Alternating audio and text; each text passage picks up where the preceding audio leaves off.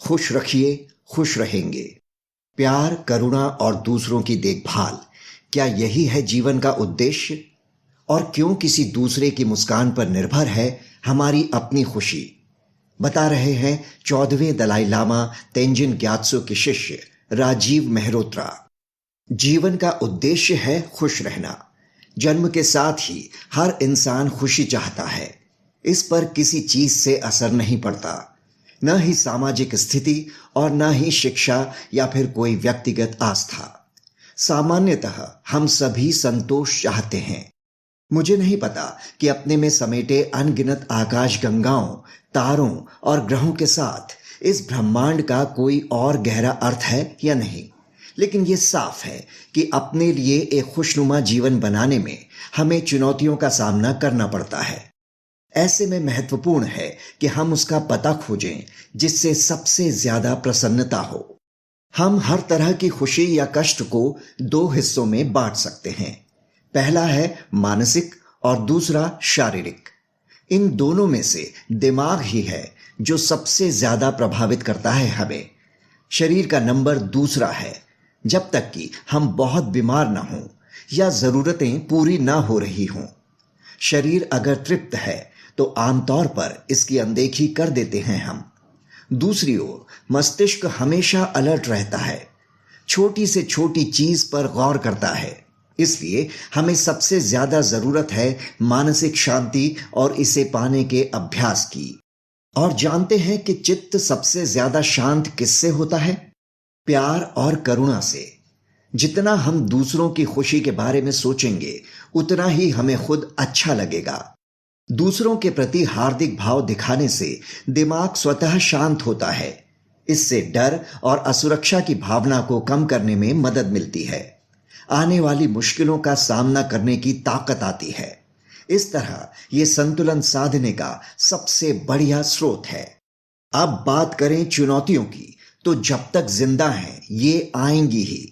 दिक्कत तब है जब हम उम्मीद छोड़ दें और हताश हो जाएं।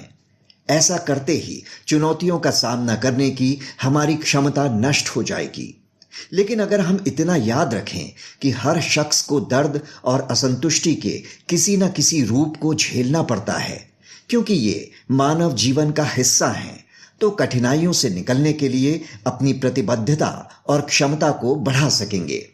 इस यथार्थवादी रवैये से हर नया अवरोध दिमाग को मानसिक शांति के लिए तैयार करने का अगला कीमती अवसर बन सकता है। लेकिन एक बात याद रखिए, हम हमेशा इस स्थिति में नहीं होंगे कि हालात बदल सकें, पर तब उन हालात से अपना रिश्ता जरूर बदल सकते हैं।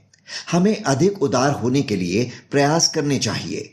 दूसरों के कष्टों के लिए वास्तविक सहानुभूति पैदा करें और उनकी मदद करें।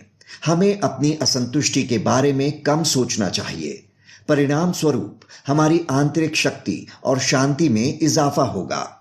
दूसरों पर दया करने और प्रेम से सबसे ज्यादा खुशी मिलती है, क्योंकि मानव प्रकृति इन्हें ही सबसे ज्यादा महत्व देती है। मानवों के लिए प्रेम की जरूरत उसके विकास के साथ ही शुरू हुई। ये एक दूसरे पर हमारी निर्भरता का परिणाम है। कोई शख्स कितना भी कुशल और सक्षम क्यों ना हो, अगर उसे अकेला छोड़ दिया जाए तो वो अपना अस्तित्व नहीं बचा पाएगा। हालांकि एक ताकतवर और स्वतंत्र इंसान जीवन के संपन्न क्षणों में अकेला खुश हो सकता है, लेकिन बीमारी में दूसरों पर निर्भर होना ही पड़ेगा।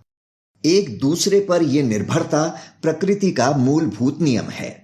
इंसान या दूसरे विकसित जीव ही नहीं, बल्कि कीड़े मकोड़े भी सामाजिक प्राणी होते हैं। उनका अस्तित्व इसी सहयोग पर निर्भर है। यहां तक कि भौतिक घटनाओं के सूक्ष्म स्तर भी इसी से निर्धारित होते हैं। हकीकत यही है कि सभी घटनाएं ऊर्जा के सूक्ष्म पैटर्न पर निर्भरता में उत्पन्न होती हैं। असंतुलन होने पर ये नष्ट होने लगती हैं। ये सब होता क्यों है? क्योंकि हमारा खुद का अस्तित्व दूसरों की सहायता पर इतना निर्भर है कि मौजूदगी के साथ ही हमें प्यार की जरूरत हुई। इसलिए इस बात की भी जरूरत है कि दूसरों के कल्याण के लिए हमें वास्तविक जिम्मेदारी का एहसास और चिंता हो। हमें जरूर सोचना चाहिए कि हम क्या हैं, और ये भी कि हम मशीन नहीं हैं। अगर मशीनी हस्ती होते तो ये मशीनें हमारे दुखों को कम कर सकती और जरूरतें पूरी करती। चूंकि हम केवल भौतिक प्राणी नहीं हैं, ऐसे में आनंद के लिए बाहरी चीजों से सारी उम्मीदें पाल लेना गलती है। बजाय इसके हमें खोज करनी चाहिए अपने स्रोत और प्रकृति की। जानना चाहिए कि हम कौन हैं और हमारी आवश्यकता क्या है। ब्रह्मांड के निर्माण और विकास से जुड़े जटिल प्रश्नों को छोड़ दीजिए। कम से कम एक बात से तो सहमत हो सकते हैं कि हम अपने माता पिता के गुणन हैं। हमारी उत्पत्ति के लिए सबसे ज्यादा जरूरी है उनका प्यार। जन्म लेने के बाद हम पूरी तरह मां पर निर्भर होते हैं, आश्रित होते हैं उनके प्यार और उनकी देखभाल पर। प्रेम की ये अभिव्यक्ति जन्म पर ही दिख जाती है। जन्म लेने के बाद हम सबसे पहले मां का दूध पीते हैं। स्वाभाविक रूप से मां के करीब महसूस करते हैं हम। फिर आता है जन्म से 3-4 साल की उम्र तक का मस्तिष्क के विकास का महत्वपूर्ण चरण। इस दौरान बच्चे के स्वस्थ विकास के लिए प्यार भरा स्पर्श सबसे अहम बन जाता है। अगर तब बच्चे को प्यार का एहसास नहीं कराया गया, उसे गले नहीं लगाया गया, गोद में नहीं उठाया गया, तो उसके विकास पर बुरा असर पड़ सकता है। हो सकता है कि दिमाग पूरी तरह विकसित ना हो। तो देखा आपने, प्रेम और करुणा की नींव जीवन की शुरुआत से ही पड़ती है। इसके बिना समाज और लोग भी व्यक्तिगत स्तर पर टूट जाते हैं। ये लेख द स्पीकिंग ट्री से साभार लिया गया है।